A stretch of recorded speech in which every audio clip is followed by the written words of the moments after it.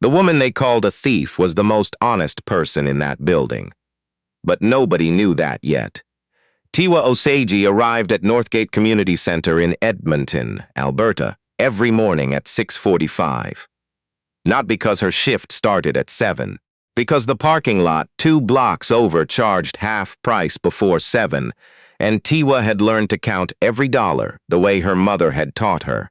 Carefully, quietly, without complaint. She was 31 years old. She had a daughter named Bisi, who was 7, and who collected rocks she found on sidewalks because, she told Tiwa once, rocks are free, and they last forever. Tiwa kept that sentence in her chest, the way other people kept photographs.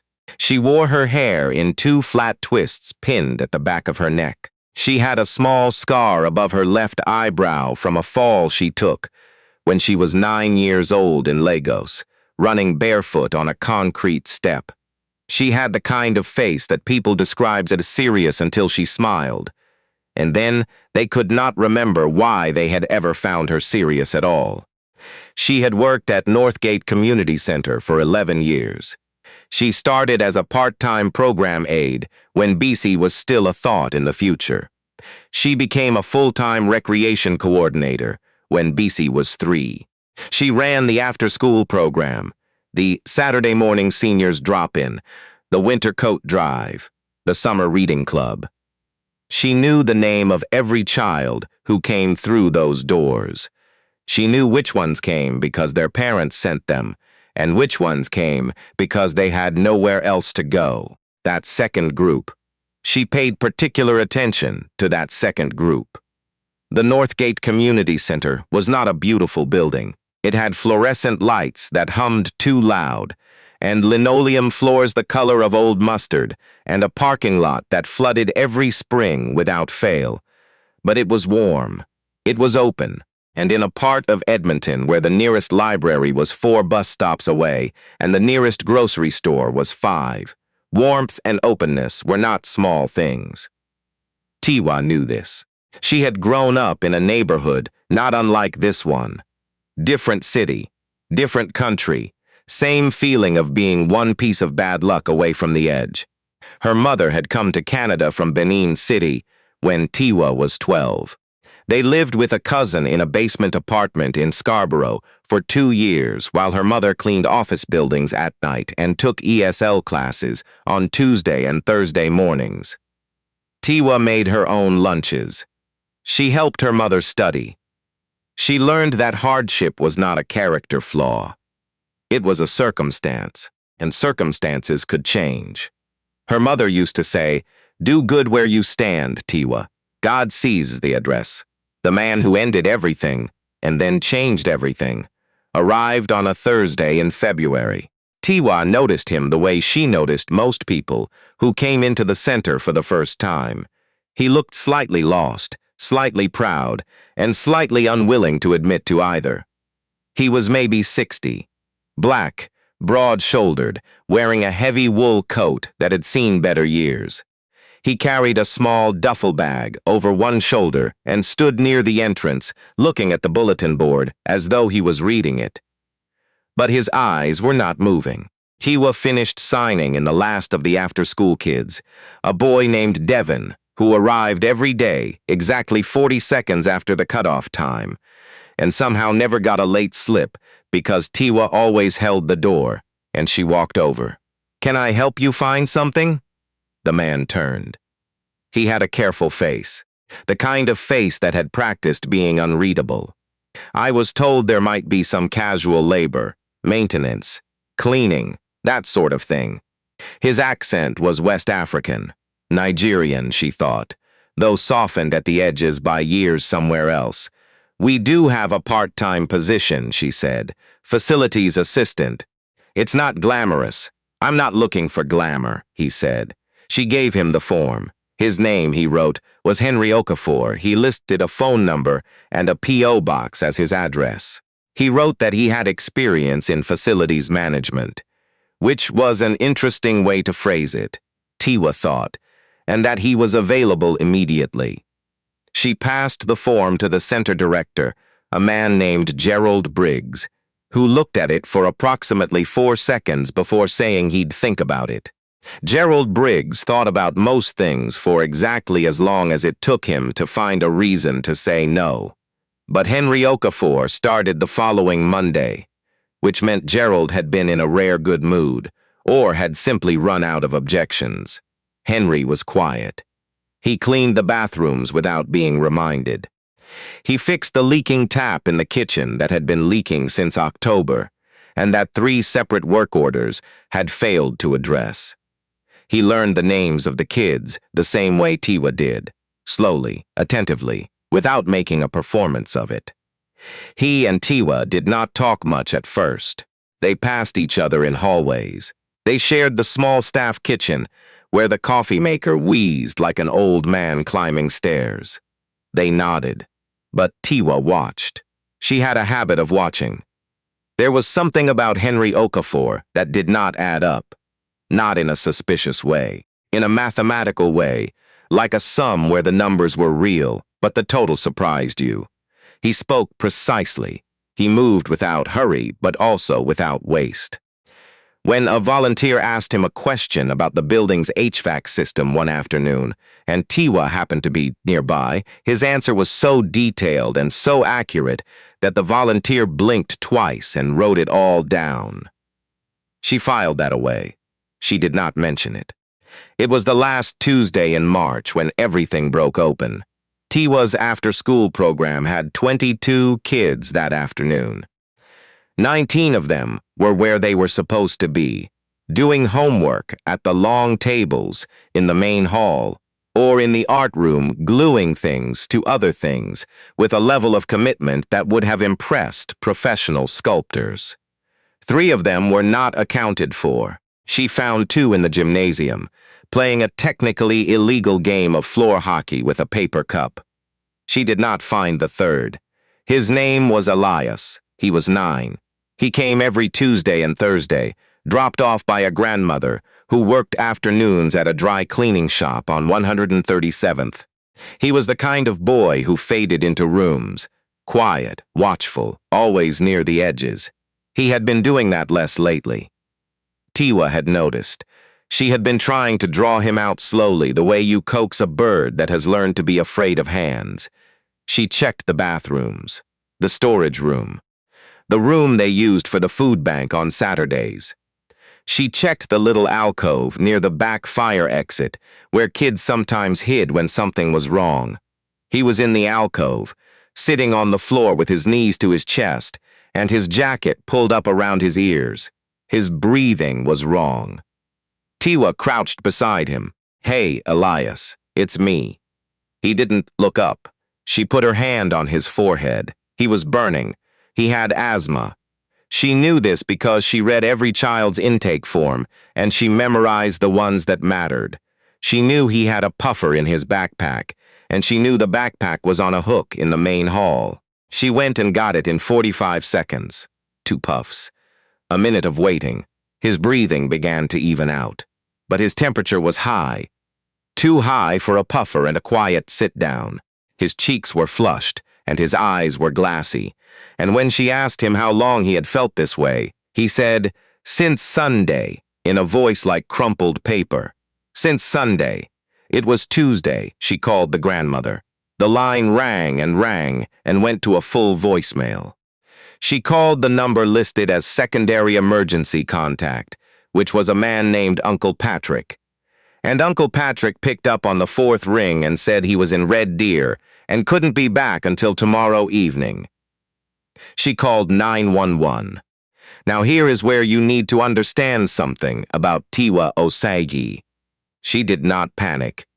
She had never been the kind of person who panicked, but she was also not the kind of person who sat still when a child needed moving. She sat with Elias on the floor of the alcove with her hand on his back, and she talked to the dispatcher in a calm voice, and she told Devon, who was 12, and the oldest kid in the program that afternoon, to stand at the front door and wave the ambulance in. Henry Okafor appeared in the hallway. He looked at the situation once.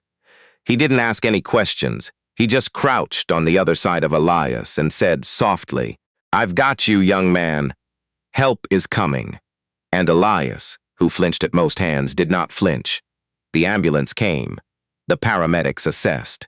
Pneumonia, likely bacterial, they said. He needed to go in. One paramedic asked if Tiwa was a family member. She said no. He said someone would need to accompany the child until the grandmother could be reached. Tiwa looked at the 21 other children in her program. She looked at Devon. She said, "Devon, you're in charge of water and sitting. Nobody leaves this building. I'll be on my phone." She got in the ambulance. She stayed at the Royal Alexandra Hospital for 4 hours. She sat in the waiting area while they stabilized Elias. She reached the grandmother, finally, at hour 2. The woman arrived at hour 3, breathless and apologizing, and Tiwa held her hands and said there was nothing to apologize for. She stayed until she had spoken to the attending physician herself to confirm Elias was admitted and treated and would recover. She took the bus home. She picked up Bisi from the neighbor's apartment at 9:10. She made scrambled eggs for dinner because it was the only thing left in the fridge, and Bisi said they were the best scrambled eggs she had ever had, and Tiwa laughed for the first time all day. The call from Gerald Briggs came the next morning at 8:40. He asked her to come to his office before the center opened. She sat across from his desk. He sat behind it the way he always sat, slightly reclined, as though the meeting was happening at his leisure. Beside him stood a woman Tiwa recognized as the regional manager from Edmonton Social Services, the body that funded the center. Her name was Karen Price. She had the expression of someone who had already decided the outcome of this conversation and was waiting for it to happen. Gerald said there had been a complaint. He said that taking a child off-site without written guardian authorization was a violation of the center's liability protocol. He said that leaving 21 children unsupervised, and he used the word unsupervised twice, was a serious breach of duty. He said there had been some concerns about Tiwa's judgment in this area for some time, and that this incident had made it necessary to act. Tiwa listened to all of this. Then she said he had a temperature of over 39 degrees, and his oxygen was dropping. His guardian was unreachable. He needed emergency care. Gerald nodded slowly, as though she had made his point for him. Karen Price said that the center could not be exposed to this kind of risk, that there were procedures. That procedures existed for a reason, Tiwa said. What was the procedure for a 9-year-old with pneumonia and no reachable family? Neither of them answered. They gave her a letter, effective immediately. 11 years. She walked out of Gerald Briggs' office, past the bulletin board, where she had hung the drawings kids had made for the holiday craft fair, past the hook where Elias's backpack had hung, past the coffee maker that wheezed like an old man climbing stairs. Henry Okafor was mopping the entrance floor. He looked up. He did not say anything, but his eyes said something. She couldn't read all of it, only the part that said, "I see this. I see what they did."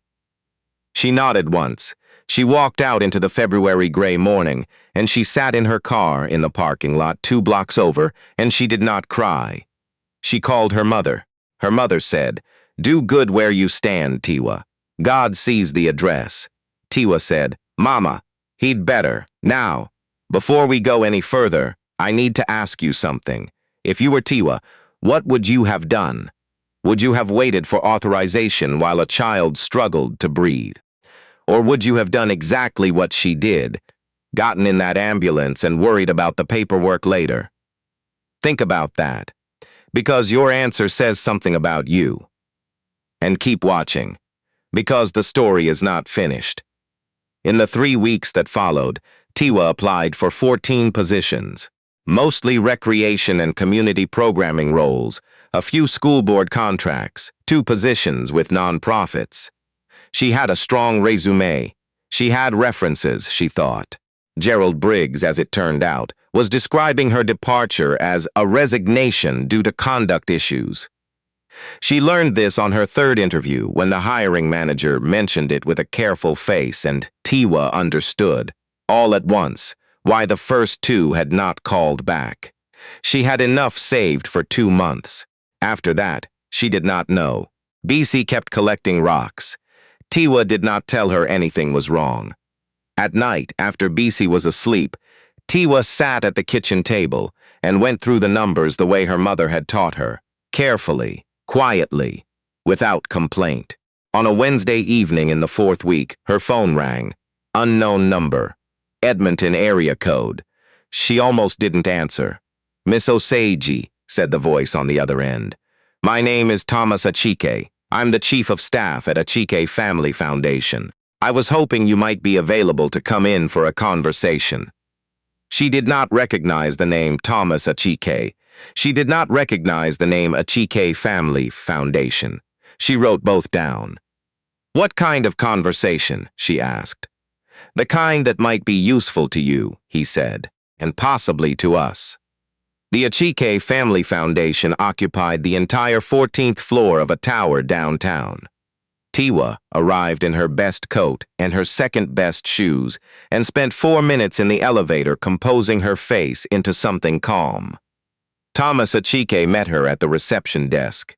He was a man in his 40s, slim, with reading glasses pushed up on his head, and the efficient manner of someone who did not waste other people's time because he did not waste his own. He shook her hand. He offered her water. He led her to a boardroom with a view of the North Saskatchewan River that Tiwa had never seen from this angle before. He told her that the foundation had been monitoring the work at Northgate Community Center for some time. That they had, in fact, recently conducted a quiet operational review of several community centers in the city. That the review had turned up some troubling patterns in governance, in fund allocation, in how certain decisions were made and by whom. He pushed a manila folder across the table. She opened it. The first page was a summary of financial irregularities in Gerald Briggs's programming budget, going back 4 years. The second page was a record of 3 previous staff dismissals, all women, all following incidents where they had pushed back against Briggs's direction. The third page was a letter, on government letterhead, recommending a formal audit of the center's administration. Tiwa looked up. "Who authorized this review?" she said. Thomas Achike smiled, just slightly. "Mr. Okafor did." She sat with that for a moment. "Henry," she said. "Henry Okafor, yes. He's our founder. He came to Canada from Port Harcourt 40 years ago, with 1 suitcase and a scholarship to the University of Alberta. Built his first construction company here. He's built quite a few things since then." Thomas Achike folded his hands. He has a habit, every few years, of going somewhere he thinks needs attention, quietly, to see what he sees. Tiwa thought about the precise answer about the HVAC system. She thought about the eyes that said, "I see this. I see what they did." She thought about the duffel bag. He wanted to understand what it felt like, Thomas Achike said, to be invisible. What happened next happened quickly. The formal audit of Northgate Community Center began within the month. Gerald Briggs was placed on administrative leave pending investigation. Karen Price, the regional manager who had sat beside him and said nothing when Tiwa had asked what the procedure was for a child with pneumonia, she was removed from her position. The center's board of directors, newly constituted, voted to offer Tiwa Osage her position back. Not her old position. A new one, Director of Community Programs. With a salary that was, as Thomas Achike described it, more appropriate for 11 years of institutional knowledge. She asked for 2 things: that Devon, the 12-year-old who had waved in the ambulance, be recognized publicly for his quick thinking, and that the after-school program's emergency protocols be rewritten from the ground up. Both were agreed to without discussion. She also asked if she could speak to Henry Okafor directly. He met her in the lobby of the Foundation building on a Thursday morning. He was wearing a proper suit. He looked exactly the same as he had in the wool coat, except that the carefully practiced unreadability of his face had softened by a degree or two, as though, here, he did not need to work as hard at it. "You fixed the tap in the kitchen," Tiwa said. "The one that had been leaking since October. It was irritating," he said. 3 work orders failed to fix it." Whoever was writing the work orders had never actually looked at the fitting. He paused. "It was a simple fix." Tiwa nodded. Then she said what she had been turning over for 3 weeks. "You let them fire me." He did not look away. "Yes, you could have said something that day in the hall." "I could have," he said. "And you would have kept your job because of who I am, not because of what you did. The documentation would have been cleaner, yes. But Gerald Briggs would still be running that center. The 3 women before you would still have no recourse. The financial audit would never have happened." He paused. "I needed what happened to you to be on the record, as it happened, without my interference." Tiwa was quiet. "I also needed to know," he said, "what you would do after. Whether you would fight or fold. I applied for 14 jobs. I know." A very small pause. "You were also running a free tutoring session out of your apartment for 3 of the kids from the program, Devon told us." She had not known Devon knew. "I didn't want them to fall behind," she said. "And then, because it was the truth, I didn't know what else to do with the evenings." Henry Okafor looked at her for a moment. "Not the way someone looks at a hire. The way someone looks at a person. My mother cleaned buildings at night," he said, "for 7 years when I was young. I watched her be invisible for 7 years. I promised her I would spend my life making sure that the people who do the actual work of holding communities together are seen." He stopped. "I am sorry it cost you what it cost you." She thought about BC and the rocks. "Free, and they last forever." She said, "Don't be sorry. Just make sure it counts." On her first day as director of community programs, Tiwa arrived at 6:45, not because she still needed the cheap parking. She had taken transit. It was just the time she arrived. It was the time that felt right. She unlocked the main door. She walked past the bulletin board. She put her coffee on. Devon arrived at 7:15 and looked around at the empty center and then at Tiwa and said, "So you're actually in charge now?" "Afraid so," she said. He considered this seriously. Then he said, "Does that mean I can finally get a late slip waived officially?" She looked at him for a long moment. "You get here exactly 40 seconds late every single day, Devon." "Yes, that kind of consistency takes effort. Thank you. It's not a compliment." He grinned. He went to hang up his coat. He came back and sat at the long table near the window and pulled out his homework without being asked. Tiwa stood in the doorway of her new office, her actual office, with her name already on a small plaque outside the door, and she watched him. This boy, this specific, irreplaceable, reliably 40 seconds late boy, and the others who would come through that door in the hours ahead, one by one, carrying whatever this particular Tuesday had given them. She thought about what Henry Okafor had said. "I spent my life making sure that the people who do the actual work of holding communities together are seen." She understood that now, more precisely, because she had spent 11 years being the thing he was describing. The person doing the work, in the building, with the humming lights, and the flooding parking lot, and the coffee maker that wheezed. She had done it without recognition. She would have done it indefinitely. But recognition was not nothing. Being seen was not nothing. Her mother had gone to work in empty office buildings at 11 o'clock at night for 7 years. She had never been seen in any of those offices, but she had seen herself. She had kept her own account, carried her own record.